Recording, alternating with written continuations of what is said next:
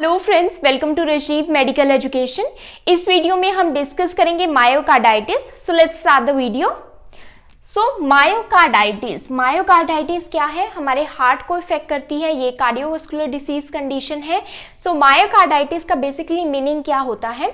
सो ये 3 में डिवाइड किया है इस टर्म को मैंने। मायो का मीनिंग होता है मसल। सो मायो मीन्स मसल, और यहाँ पर मसल किसकी मसल की बात हो रही है? कार्डियम।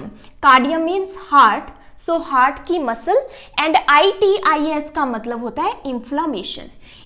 इट मीन्स कि मायोकार्डाइटिस क्या होता है? Myo means muscle and cardium means heart, means heart की मसल्स। सो हार्ट की जो मसल है वो क्या है? हार्ट की muscle layer, that is myocardium, या फिर आप बोल सकते हैं कार्डियोमायोसाइट्स। मीन्स जो हार्ट की मसल के सेल्स हैं उनको बोलते हैं कार्डियोमायोसाइट्स। सो ये उनकी इंफ्लामेशन हो जाती है। इंफ्लामेशन किसकी? हार्ट की, मायोकार्डियम की। So this is the meaning of myocarditis. Now definition इसकी देख लेते हैं कि myocarditis क्या है। Myocarditis is focal or diffuse inflammation of the myocardium. Myocardium क्या है? The middle layer of heart wall. Now हमारे हार्ट की 3 वॉल्स हैं, हमें पता है। तो जो सबसे आउटर वॉल है, ये मैंने यहाँ पर हार्ट का डायग्राम ड्रॉ किया है। यहाँ पर मैंने वॉल्स दिखाई हैं हार्ट की। सो ये जो ब्लू कलर से मैंने दिखाई है, ये क्या है? आउटर, जो कि सैक लाइक होती है, जो कि हार्ट को सराउंड करती है, दैट इज पेरिकार्डियम। हार्ट के पेरिकार्डियम से जो नेक्स्ट लेयर होती है, जो कि इनर और आउटर लेयर के बीच में होती है, ये रेड कलर की, ये क्या है? मायोकार्डियम। सो हमने बेसिकली किस पर फोकस करना है? मायोकार्डियम पर, क्योंकि मायोकार्डाइटिस क्या है? मायोकार्डियम की इंफ्लामेशन। सो मायोकार्डियम है ये रेड वाली लेयर, बीच वाली, और ये किससे बनी होती है? कार्डियोमायोसाइट्स। जो ये सेल्स हैं ये क्या है? कार्डियोमायोसाइट्स मीन्स हार्ट के मसल सेल्स। सो ये बेसिकली मसल लेयर होती है मायोकार्डियम। देन उसके नेक्स्ट वाली जो सबसे इनर लेयर, ये जो ग्रीन कलर से है, ये क्या है? एंडोकार्डियम।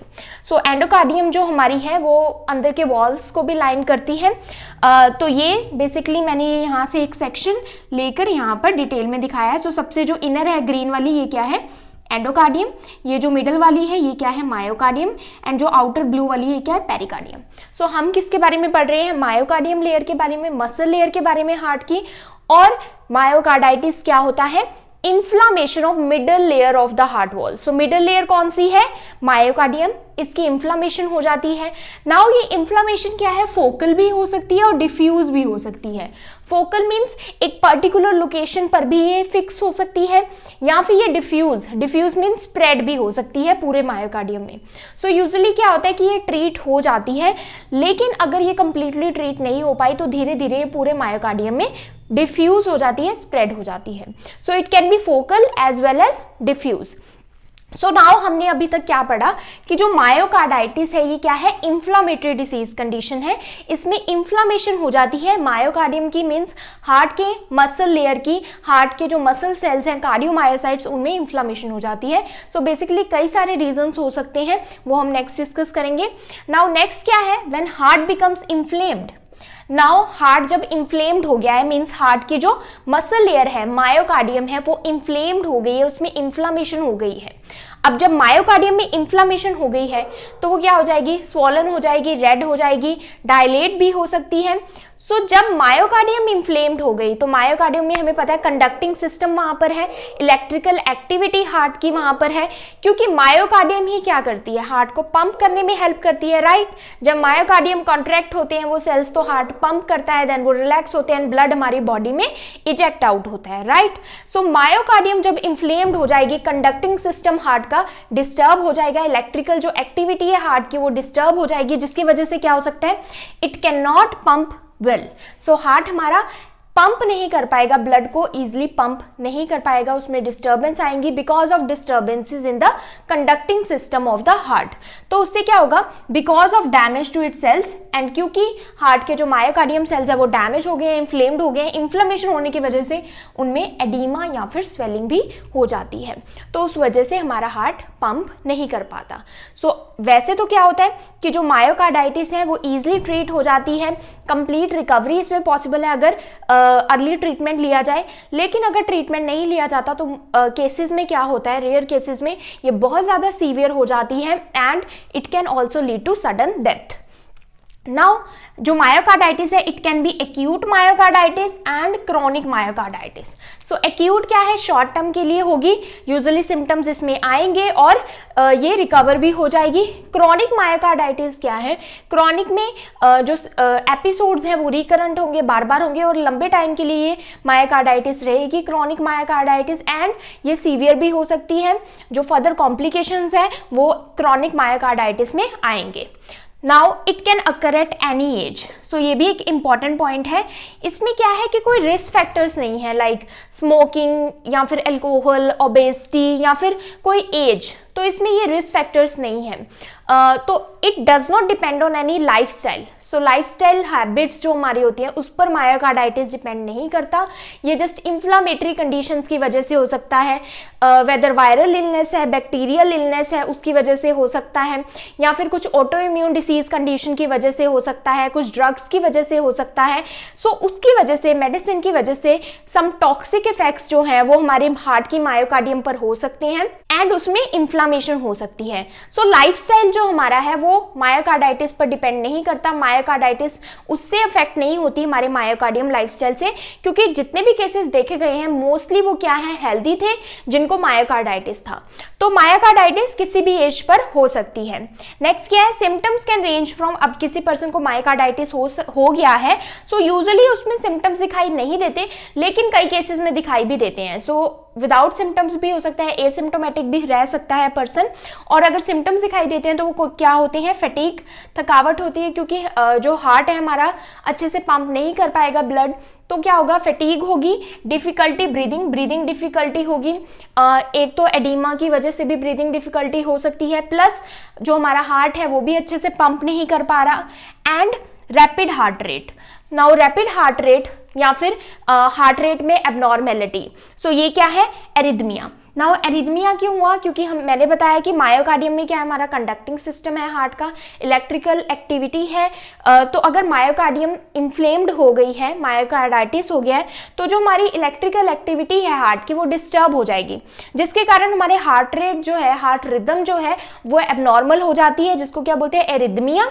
तो ये क्या होता है कि कई बार ये एरिथमिया बहुत ज़्यादा सीवियर हो जाती है, जिससे सडन डेथ भी हो सकती है बिकॉज ऑफ फेटल एरिथमिया। सो ये कुछ सिम्टम्स देखने को मिलते हैं, जैसे कि फटीग हो गया, डिफिकल्टी ब्रीदिंग, चेस्ट पेन भी इसमें होता है। सो इनको अभी हम डिटेल में और ज़्यादा डिस्कस करेंगे नेक्स्ट। देन क्या होता है, most patients recover completely. Now myocarditis से अगर हम प्रॉपर ट्रीटमेंट लेते हैं तो पेशेंट कंप्लीटली इससे रिकवर हो जाते हैं, जबकि जो रिकवर नहीं हो पाते उनमें क्या होता है, अदर पेशेंट्स में डेवलप। अब जो पेशेंट्स रिकवर नहीं हो पाते उनमें सीवियर कॉम्प्लिकेशंस देखने को मिलती है, जैसे कि कार्डियोमायोपैथी। नाउ मायोकार्डाइटिस के बहुत ही कॉमन कॉम्प्लिकेशन है, वो क्या है, कार्डियोमायोपैथी। कार्डियोमायोपैथी में क्या होता है कि जो हमारी मायोकार्डियम है हार्ट की वो डायलेट हो जाती है। यूजुअली डायलेटेड कार्डियोमायोपैथी मायोकार्डाइटिस की कॉम्प्लिकेशन है। इसमें स्वेल हो जाती है, हमारी जो मायोकार्डियम है थिक हो जाती है और ये मसल्स वीक हो जाते हैं बहुत ज़्यादा। सो ये क्या है, कार्डियोमायोपैथी इसकी फर्स्ट कॉम्प्लिकेशन। सेकंड क्या हो सकता है, पेरिकार्डाइटिस हो सकता है, क्योंकि मायोकार्डियम के बिल्कुल साथ में ही पेरिकार्डाइटिस है, आउटर लेयर है, तो पेरिकार्डाइटिस में भी इन्फ्लामेशन हो सकती है मायोकार्डियम में इन्फ्लामेशन होने की वजह से, जिससे क्या हो सकता है, और ज्यादा कॉम्प्लिकेशंस आ सकती हैं एंड फेटल हो सकता है, ये भी डेथ भी हो सकती है इससे पर्सन की। हार्ट फेलियर हो सकता है। हार्ट फेलियर क्यों होगा, क्योंकि एरिथमिया हो रहा है, तो एरिथमिया है, एबनॉर्मल जो हार्ट रिदम हो गई है, उससे क्या हो सकता है, हार्ट फेलियर हो सकता है ज्यादा सीवियर केसेस में, एंड सडन डेथ हो सकती है। So this is about the introduction and definition of myocarditis, कि मायोकार्डाइटिस बेसिकली क्या होता है। अब हम इसको स्टेप बाय स्टेप डिटेल में इसके जो कोजेज है, सिम्टम्स है, वो नेक्स्ट स्लाइड्स में डिस्कस करेंगे। तो next is causes of myocarditis. So myocarditis किन किन कोज की वजह से होता है। यूजुअली जो इसका कोज होता है वो अनआइडेंटिफाइड रहता है, कोई कोज इसका पता नहीं लगता यूजुअल केसेस में, बट जो फॉलोइंग कोजेज हैं ये हो सकते हैं मायोकार्डाइटिस के। सो फर्स्ट क्या है, viral infections. So viral infection common जो कोज है मायोकार्डाइटिस का वो है वायरसेस में भी जो कॉमनली वायरसेस हैं वो क्या है, coxsackie virus A and B strain. So जो कोक्सैकी वायरस है स्पेशली ए और जो बी स्ट्रेन्स हैं वो मायोकार्डाइटिस कोज करते हैं। कोक्सैकी वायरस आरएनए वायरसेस होते हैं, हमारे जो मसल्स हैं हार्ट और लंग्स के उनको अफेक्ट करते हैं। Then poliomyelitis, polio viruses, but अब इनके लिए वैक्सीन आ गई है पोलियो के लिए। देन इन्फ्लुएंजा वायरसेस के कारण भी मायोकार्डाइटिस हो सकता है। रुबेला के लिए भी अब वैक्सीन आ गई है। देन एडिनो वायरसेस, ये भी जो हमें कॉमन कोल्ड कोज करते हैं, रेस्पिरेटरी इलनेस कोज करते हैं, एडिनो वायरस, इनकी वजह से भी हो सकता है मायोकार्डाइटिस। HIV वायरस भी एक कॉमन वायरस है जो कि मायोकार्डाइटिस कोज कर सकता है, HIV जो कि एड्स कोज करता है। देन एको वायरसेस भी कॉमन है। एको वायरसेस जो कि हमारे एंटेरिक डिसीजेस को मेनली कोज करते हैं। देन नाउ कोविड-19 डिसीज। सो कोविड-19 में भी मायोकार्डाइटिस हो सकती है, जो सार्स कोरोना वायरस 2 है वो मायोकार्डाइटिस कोज करता है। Next is bacterial, parasitic and fungal infection. Now bacteria भी कोज करते हैं, रेयर केसेस में पैरासाइट्स और फंगाई की वजह से भी हो सकते हैं मायोकार्डाइटिस। नाउ बैक्टीरियल जो कॉमन है वो क्या है, diphtheria, tuberculosis, typhoid fever, tetanus, staphylococcal, pneumococcal and gonococcal infection. Parasite में जो कॉमन है वो क्या है, ट्रेपोनोजोमा क्रूजी। नाउ ट्रेपोनोजोमा क्रूजी ये क्या है, चागास डिसीज या फिर चागास डिसीज भी बोलते हैं इसको। चागास डिसीज क्या है, ये बेसिकली हमारे जो हार्ट के मसल्स हैं उनको इफेक्ट करती है, ये वाले जो पैरासाइट्स हैं। सो मायोकार्डाइटिस कोज करते हैं ये। नाउ फंजाई में आ सकते हैं candida, aspergillus and histoplasma.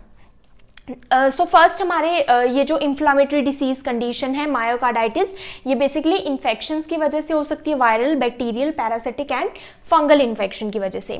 Next आता है हमारा जो कोज है वो है connective tissue disease. Connective tissues disorder या फिर आप बोल सकते हैं auto immune disorder. Auto immune disorders में क्या होता है, हमारी बॉडी के जो सेल्स हैं वो हमारी बॉडी के सेल्स को ही अटैक करने लग जाते हैं। मीन्स जो हमारा इम्यून रिस्पॉन्स है वो अपने ही बॉडी के सेल्स को अटैक करता है। So our immune response attack our own body cells, that is auto immune disease condition या फिर कनेक्टिव टिश्यू डिसीजेस। इसमें क्या आता है, फर्स्ट इज ल्यूपस और rheumatoid arthritis. So rheumatoid arthritis या फिर ल्यूपस में जो कॉमनली होता है रूमेटॉइड अर्थराइटिस, ये हमारे कनेक्टिव टिश्यू डिसऑर्डर्स है, हमारे जॉइंट्स हार्ट को अफेक्ट करते हैं। सो इसमें मायोकार्डाइटिस होने के चांसेस हैं। Then Wegener's granulomatosis. Now Wegener's granulomatosis क्या है, एक रेयर डिसीज कंडीशन है। इसमें क्या होता है, ये भी ऑटो इम्यून डिसीज कंडीशन है। इसमें जो हमारे कुछ ऑर्गन्स होते हैं जैसे कि हार्ट, लंग्स, उनकी ब्लड वेसल्स अफेक्ट होती हैं। तो ये ब्लड वेसल्स को अफेक्ट करता है जिसके कारण उन ऑर्गन्स में प्रॉपरली ब्लड नहीं जा पाता, स्लो ब्लड जाता है, उसकी वजह से मायोकार्डाइटिस हो सकता है। नेक्स्ट इज ड्रग्स और केमिकल पॉइजनिंग। नाउ ड्रग्स या फिर केमिकल्स की वजह से भी टॉक्सिसिटी हो सकती है बॉडी में और मायोकार्डाइटिस हो सकता है। ड्रग्स कौन से हैं, जैसे कि पेनिसिलिन, सल्फोनामाइड्स, एंटी सीजर, ये क्या कर सकते हैं, पेनिसिलिन हो गए, सल्फोनामाइड, एंटी सीजर, ये एलर्जिक रिएक्शंस कोज कर सकते हैं जिससे इन्फ्लामेटरी डिसीज कंडीशंस हो सकती है, मायोकार्डाइटिस हो सकता है। इलीगल ड्रग्स जैसे कि कोकीन हो गया, ये भी मायोकार्डाइटिस कोज कर सकता है अगर इनकी टॉक्सिसिटी हो जाए। क्रॉनिक एल्कोहलिज्म रेयर है, अगर क्रॉनिकली कोई काफ़ी टाइम से पर्सन बहुत ज़्यादा डोज ले रहा है अल्कोहल की तो उसकी अल्कोहल टॉक्सिसिटी की वजह से मायोकार्डाइटिस हो सकता है। Next is radiation therapy. Radiation therapy की वजह से भी हो सकता है, अगर लार्ज डोज रेडिएशन थेरेपी की आप ले रहे हैं to the chest. Chest means जैसे कि अगर आपको लंग कैंसर है या फिर हार्ट के लिए आप अगर रेडिएशन थेरेपी ले रहे हैं और लार्ज डोसेस में ले रहे हैं तो मायोकार्डियम अफेक्ट हो सकती है और मायोकार्डाइटिस हो सकती है। Now next is pathophysiology of myocarditis. Now myocarditis कैसे होता है, इसकी पैथोफिजियोलॉजी क्या है। So due to etiological factors, so कई इटियोलॉजिकल फैक्टर्स जो कि हमने पीछे डिस्कस किए अभी, जो कोजेज हैं मायोकार्डाइटिस के, जिसमें कॉमन कोज क्या है, वायरल इलनेस, और भी हो सकते हैं ऑटो इम्यून डिसीज कंडीशन या फिर सम ड्रग टॉक्सिसिटी। सो वो सब क्या करती हैं, viral illness, inflammation and injury to myocardium. Myocardium. हमारा जो मायोकार्डियम है, जो कार्डियोमायोसाइट सेल्स हैं मायोकार्डियम के, उनमें इन्फ्लामेशन और इंजरी हो जाती है। नाउ इन्फ्लामेशन और इंजरी की वजह से दो चीजें होती हैं, एक तो उसमें क्या हो जाती है, स्कारिंग हो जाती है। नाउ स्कारिंग मीन्स वो थिक हो जाएंगे, वो इन्फ्लेम्ड हो जाएंगे। एंड दूसरी चीज उसमें क्या होती है, डिक्रीज मायोकार्डियल कॉन्ट्रैक्टिलिटी। अब जब मायोकार्डियम अफेक्टेड है, इन्फ्लेम्ड है, तो वो अच्छे से कॉन्ट्रैक्ट नहीं हो पाएगी। अच्छे से कॉन्ट्रैक्ट नहीं होगी तो हार्ट अच्छे से पंप नहीं हो पाएगा। तो जो मायोकार्डियल कॉन्ट्रैक्टिलिटी है वो क्या हो जाती है, डिक्रीज हो जाती है। मायोकार्डियम की कॉन्ट्रैक्ट करने की जो कैपेसिटी है वो डिक्रीज हो जाती है, जिससे क्या होता है, अब इन्फ्लामेशन भी है, मायोकार्डियम जो कॉन्ट्रैक्टिलिटी है वो भी डिक्रीज हो गई है, तो हार्ट क्या हो जाता है, एनलार्ज हो जाता है। जैसे कि हमने एक कॉम्प्लिकेशन पढ़ी थी, क्या है, डायलेटेड कार्डियोमायोपैथी, जो कि मायोकार्डाइटिस की वजह से होती है। अब हार्ट एनलार्ज हो गया तो इससे क्या क्या इफेक्ट देखने को मिलता है, LVEDP मीन्स जो left ventricular and diastolic pressure है वो इंक्रीज हो जाता है। एंड उसके कारण भी क्या होता है कि जो लेफ्ट आर्टीरियल प्रेशर है वो भी इंक्रीज हो जाता है। LAP left arterial pressure and left ventricular and diastolic pressure दोनों इंक्रीज होने की वजह से क्या होता है, पल्मनरी एडिमा हो जाता है। पल्मनरी एडिमा मीन्स जब हार्ट अच्छे से पंप नहीं करेगा, ब्लड आगे पुश नहीं करेगा, तो एडिमा अल्टीमेटली लंग्स में होगा, that is pulmonary oedema. Now in सब की वजह से फर्दर क्या होता है, डिक्रीज कार्डियक आउटपुट, आगे जो ब्लड पंप नहीं कर पाता, हार्ट जो है ब्लड को पंप नहीं कर पाएगा because of decrease myocardial contractility, तो जो कार्डियक आउटपुट है, जो ब्लड निकला है हार्ट से, वो भी डिक्रीज होगा। देन उससे क्या होगा, इंक्रीज सिंपैथेटिक टोन, हमारी जो सिंपैथेटिक टोन है हार्ट की वो इंक्रीज हो जाती है, जिससे क्या क्या चांसेस हो सकते हैं, कंजेस्टिव हार्ट फेलियर। तो हमारा जो हार्ट है अगर ये क्रॉनिक टाइम से होता है तो कंजेस्टिव हार्ट फेलियर हो जाएगा, हार्ट सडनली फेल हो सकता है। कंजेस्टिव हार्ट फेलियर प्लस डिसरिदमियाज, जो हार्ट की जो रिदम है, हार्ट रेट है, वो एबनॉर्मल हो जाएगा, ज़्यादा रैपिड हो जाएगा, सो दैट इज डिसरिदमिया, एबनॉर्मल हो जाएगा। क्यों हुआ एबनॉर्मल, डिसरिदमिया क्यों हुआ, बिकॉज मायोकार्डियम अफेक्ट हुई है। मायोकार्डियम में ही जो कंडक्टिंग सिस्टम है हार्ट का वो है, इलेक्ट्रिकल एक्टिविटी हमारी हार्ट की डिस्टर्ब हो गई है, दैट इज डिसरिदमिया, जिससे कंजेस्टिव हार्ट फेलियर हुआ है। डिसरिदमिया की वजह से भी कंजेस्टिव हार्ट फेलियर होता है, एंड ये सब चीजें भी कंजेस्टिव हार्ट फेलियर को कॉज करती हैं। नाउ अगर ये सब सिचुएशंस होंगी, कंडीशन होगी, तो सडन डेथ भी पर्सन की हो सकती है। Next is sine and symptoms of myocarditis. Now sine and symptoms क्या देखने को मिलेंगे, अगर माइल्ड केसेस हैं तो पर्सन एसिम्टोमेटिक भी हो सकता है एंड रिकवर हो सकता है उससे। तो जो फर्स्ट सिम्टम देखने को मिलता है वो क्या है, चेस्ट पेन। नाउ जो चेस्ट पेन है वो स्टैबिंग नेचर का होता है। इसमें जो चेस्ट पेन हो सकता है वो पर्सन कंफ्यूज हो जाता है कई बार, जो कि हार्ट अटैक में चेस्ट पेन होता है। तो इसमें जो चेस्ट पेन होता है वो स्टैबिंग कैरेक्टर का होता है। नेक्स्ट इज रैपिड और abnormal heart rhythm. Now abnormal heart rhythm क्यों होगी, क्योंकि कंडक्टिंग सिस्टम डिस्टर्ब हुआ है, जिसको क्या कहते हैं, एरिथमिया। नाउ रैपिड और एबनॉर्मल हार्ट रिदम ये सीवियर केसेस में होती है, और इससे क्या हो सकता है, सडन जो हार्ट है वो हमारा स्टॉप भी हो सकता है एंड सडन डेथ हो सकती है। Next is palpitations. Palpitations means हमें जो अपनी हार्ट रेट होगी या फिर हार्ट जो बीट करेगा वो हमें ऑडिबल होगा। अब ये जो पाल्पिटेशंस है ये हमें क्यों सुनाई देती है, ये क्योंकि एरिथमिया हो रहा है, इस वजह से, क्योंकि इरेगुलर हार्ट रिदम हो रही है उस वजह से हमें पाल्पिटेशंस होती है। Next is shortness of breath. Now shortness of breath कई रीजंस की वजह से हो सकता है। एक तो हमारा हार्ट पंप नहीं कर पा रहा ब्लड को आगे, जिसकी वजह से क्या होता है कि हमारे बॉडी टिश्यूज में ब्लड नहीं मिलता, उसकी वजह से भी शॉर्टनेस ऑफ ब्रेथ होता है। सेकेंड रीजन क्या है, कंजेस्टिव हार्ट फेलियर। तो कंजेस्टिव हार्ट फेलियर में क्या है, अगर ब्लड हमारा पंप नहीं कर पा रहा हार्ट, तो क्या होगा कि ब्लड या फिर जो एडीमा है, फ्लूइड है, वो किधर जाएगा, पल्मनरी की तरफ, लंग्स की तरफ, जिससे पल्मनरी एडीमा हो सकता है, उसकी वजह से भी शॉर्टनेस ऑफ ब्रेथ होगा या फिर difficulty in breathing. So CHF और एडीमा ये एक कॉज है शॉर्टनेस ऑफ ब्रेथ का। Next is fluid retention. Now fluid retention भी कॉमन है, अगर हमारा हार्ट पंप नहीं कर पा रहा ब्लड को, मायोकार्डियम प्रॉपर्ली वर्क नहीं कर पा रही, तो जो फ्लूइड है वो हमारा लेग्स की तरफ एक्यूमुलेट होना स्टार्ट हो जाएगा, क्योंकि आगे ब्लड नहीं जा रहा हार्ट से, बॉडी टिश्यू से नहीं जा रहा, तो वो बैक होगा, मींस ग्रेविटी की वजह से बैक फ्लो होगा हार्ट का, जो ब्लड का है वो बैक फ्लो होगा, हमारे लेग्स में ही ब्लड की पूलिंग होनी स्टार्ट हो जाएगी, जिससे क्या होगा, स्वेलिंग्स होगी हमारी लेग्स की, एंकल्स की और फीट की। ये मायोकार्डाइटिस में देखने को मिलेगा। Next is fatigue and fainting. अब क्योंकि ब्लड हमारे टिश्यूज में नहीं प्रॉपरली जा पा रहा, इस वजह से हमें थकावट होगी, फटीग होगा, और सीवियर केसेस में पर्सन क्या है, फेंट भी हो जाता है। चिल्ड्रन में भी ये कॉमन है फटीग की वजह से फेंटिंग होना। नेक्स्ट इज अगर वायरल इलनेस है, बैक्टीरियल इलनेस है, इन्फेक्शंस की वजह से बेसिकली कौन से साइन एंड सिम्टम्स आते हैं? सो इन्फेक्शन में जो यूजुअली होता है जैसे कि हेडेक, फीवर, मलेज, थकावट होना, sore throat, joint pain, body aches, body में पेन होना, एक होना, देन डायरिया, ये सभी क्या है, इन्फेक्शन की वजह से। कॉमन जो कोज होता है मायोकार्डाइटिस का वो क्या है, वायरल इन्फेक्शन। तो वायरल इन्फेक्शन की वजह से या फिर बैक्टीरियल इन्फेक्शन, कोई भी इन्फेक्शन हो तो उसकी वजह से हमें जो सिम्टम्स यूजुअली देखने को मिलते हैं तो वो भी इसमें इंक्लूडेड होंगे। अब जो कॉम्प्लिकेशंस है वो क्या है, पेरिकार्डाइटिस हो सकता है, मैंने ऑलरेडी बताया, पेरिकार्डियम भी अफेक्टेड हो सकती है। Next is sudden death. Sudden death क्यों होगी?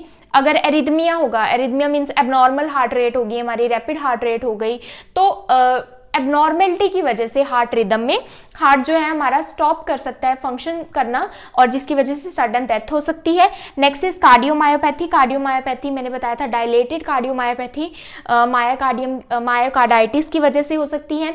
जो मायोकार्डियम सेल्स हैं वो थिक हो जाएंगे एंड वीक हो जाएंगे। Next is heart failure. Heart failure इसी वजह से होता है, एबनॉर्मल और रैपिड हार्ट रिदम की वजह से हार्ट फेलियर हो सकता है। नेक्स्ट इज हार्ट अटैक और स्ट्रोक। नाउ हार्ट अटैक और स्ट्रोक क्यों होगा?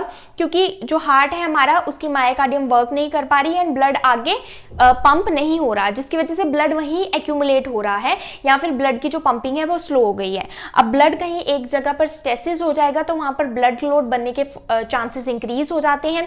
जब ब्लड क्लॉट दूसरी प्लेसेस पर मूव होगा या फिर कॉर्नरी आर्टरी में जा सकता है या फिर हमारे ब्रेन की किसी आर्टरी में जा सकता है, जिसके कारण हार्ट अटैक और स्ट्रोक हो सकता है। सो ये सभी sign and symptoms and complications हैं मायोकार्डाइटिस की। Now diagnosis for myocarditis. Myocarditis को कैसे हम डायग्नोस करेंगे? So first step is medical history and physical examination. So medical history में हम पर्सन से उसकी हिस्ट्री पूछेंगे, लाइक कोई वायरल इलनेस आपको तो नहीं हुई, कोई बैक्टीरियल इलनेस, या फिर कोई ऑटो इम्यून डिसीजेस, या फिर कोई ड्रग्स पर तो पर्सन नहीं है, कोई मेडिसिन तो नहीं कंज्यूम कर रहा। सो मेडिकल हिस्ट्री लेने के बाद हम फिजिकल एग्जामिनेशन परफॉर्म करेंगे, जिसमें डॉक्टर हार्ट साउंड्स चेक कर सकता है थ्रू ऑस्कलेशन, प्लस डॉक्टर क्या चेक कर सकता है कि फ्लूइड रिटेंशन तो नहीं है, लेग्स में एडीमा तो नहीं है, और डिफिकल्टी ब्रीदिंग, और जो साइन एंड सिम्टम्स मायोकार्डाइटिस में होते हैं वो डॉक्टर ऑब्जर्व करेगा। उसके बाद जो स्पेसिफिक टेस्ट हैं वो क्या है, ECG that is electrocardiogram. So ECG में हम क्या देखते हैं, ईसीजी में जो हार्ट की एबनॉर्मल रिदम है उसको चेक करेंगे, प्लस ईसीजी में मायोकार्डाइटिस में क्या देखने को मिलता है, ST elevation and T wave insertion देखने को मिलती है। Next is echocardiogram. एकोकार्डियोग्राम में हम साउंड वेव्स का यूज करेंगे हार्ट के जो स्ट्रक्चर्स हैं, मसल्स हैं, उनको देखने के लिए। Next is chest x-ray. Chest x-ray में भी जो हम स्ट्रक्चर्स देखेंगे, लंग्स को देखेंगे, एग्जामिन करेंगे, प्लस हार्ट के जो स्ट्रक्चर्स हैं उनको देखेंगे फॉर फ्लूइड रिटेंशन या फिर कोई थिकनिंग, स्कारिंग तो नहीं हो रही, उसको देखने के लिए। Next is stool and throat cultures. Now stool and throat cultures हम इसलिए करेंगे क्योंकि जो कॉमन कोज है मायोकार्डाइटिस का वो वायरल इलनेस है या फिर अदर जो होते हैं बैक्टीरियल और पैरासिटिक फंजाई, तो हम कल्चर करेंगे स्टूल एंड थ्रोट का। ब्लड कल्चर भी हम कर सकते हैं सो दैट हमें पता लग जाए कि बेसिकली जो इन्फेक्शियस ऑर्गेनिज्म है वो क्या है। Next is endomyocardial biopsy. Now endomyocardial biopsy कई बार हम करते हैं, मायोकार्डियम का एक स्मॉल टिश्यूज हम लेते हैं जिसको कहते हैं बायोप्सी, और उस टिश्यू को एग्जामिन करते हैं फाइब्रोसिस देखने के लिए, स्कारिंग देखने के लिए, प्लस इन्फेक्शियस एजेंट को फाइंड आउट करने के लिए। Next is blood test. Now blood test हम क्यों करेंगे, क्योंकि जब भी कोई हार्ट मसल हमारी अफेक्ट होती है, इन्फ्लेम होती है, तो वो इन्फ्लामेटरी मार्कर्स ब्लड में सिक्रीट करती है। तो इसी तरह से मायोकार्डाइटिस में भी हार्ट मसल एंजाइम देखने के लिए, मार्कर्स देखने के लिए हम ब्लड टेस्ट करेंगे, जैसे कि ट्रोपोनिन का लेवल, CKMB, क्रिएटिन काइनेज का लेवल, ये रेज मिलेगा, इंक्रीज मिलेगा ब्लड में इन केस मायोकार्डाइटिस है।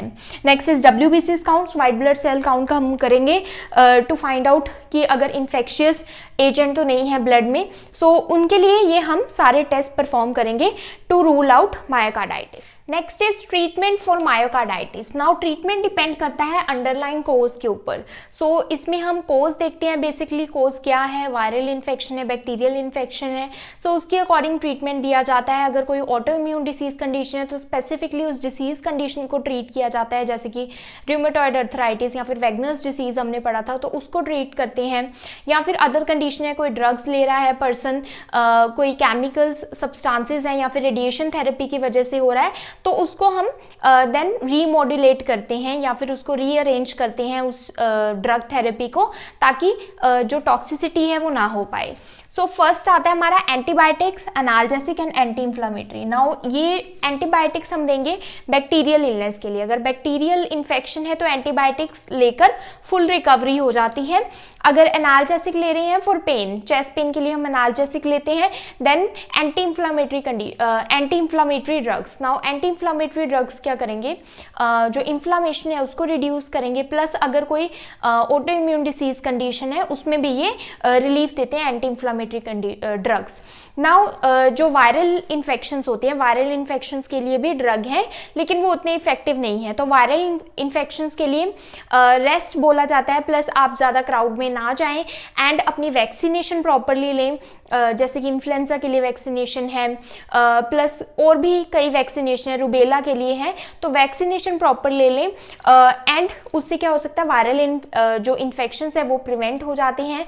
प्लस वायरल इन्फेक्शंस में आपको कंप्लीट रिकवरी के लिए रेस्ट भी करना होता है, प्रॉपर डाइट लेनी होती है, स्प्रेड ना हो इन्फेक्शन, इसलिए क्राउडेड प्लेसेस पर नहीं जाना होता, प्रॉपर हैंड हाइजीन रखनी होती है। सो बाकी सपोर्टिव ट्रीटमेंट सिम्टम्स को रिड्यूस करने के लिए वायरल इन्फेक्शन में दिया जाता है। नेक्स्ट इज वायरल इन्फेक्शन है अगर, तो कॉर्टिकोस्टेरॉइड्स भी दिए जाते हैं टू रिकवर और मायोकार्डियम रिकवर हो जाए, हार्ट रिकवर हो जाए उसके लिए। नेक्स्ट जो ड्रग्स हैं वो इसलिए दिए जाते हैं ताकि हार्ट पर इतना लोड ना पड़े, हार्ट का जो लोड है वो रिड्यूस हो जाए एंड हार्ट इफेक्टिवली और स्मूथली वर्क करे, उसके लिए दिए जाते हैं, जैसे कि एंजियोटेंसिन कन्वर्टिंग एंजाइम इनहिबिटर्स।